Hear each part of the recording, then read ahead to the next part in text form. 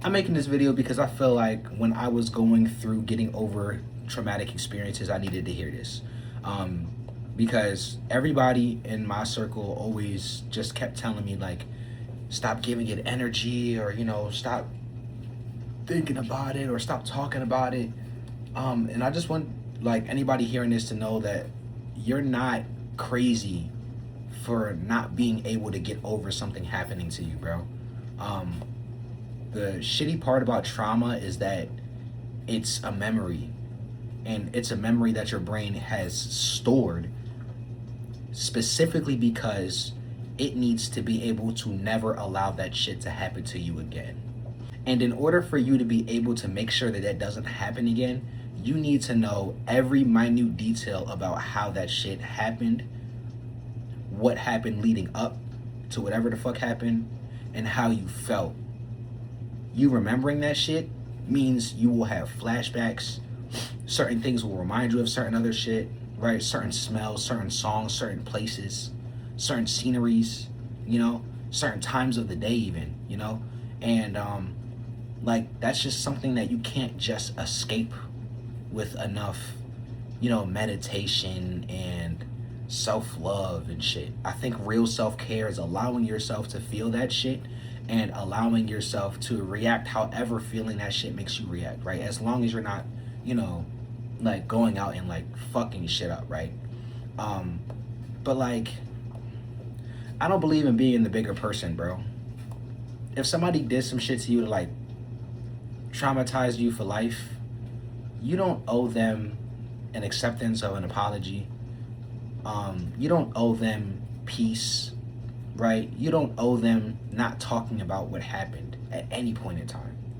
Um, Even though like continuously going back to certain shit doesn't serve you, when you get to those points where like you're kind of just going about your day and all of a sudden you get brought back to that moment, you're allowed to feel that, gang. If that moment makes you feel fear, makes you feel anger, makes you feel frustration, makes you feel anything, you're valid in feeling that. Um, and I think anyone that is dealing with helping someone get through that kind of hard time needs to be more of like an ear for them. Certain people are going to be talking about the same story for decades because it hurt them that much. It transformed how they saw reality. It transformed how they see themselves. It transformed how they see others. It transformed, how they see relationships and, how the world works, right? And when shit like that happens to people, your job is not to tell them to move past it because it's with them forever, right? When you tell someone you need to just stop talking about it, what you're telling them is that I don't want to hear it anymore. I don't give a fuck about, how that makes you feel.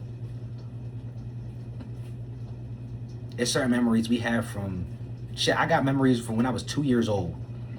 They're not going anywhere. They're very vivid memories as well, not going anywhere. Not necessarily because it's traumatic, but my brain chose that as an important moment. You know what I'm saying? Like, that's just the way life is, bro. You know what I'm saying?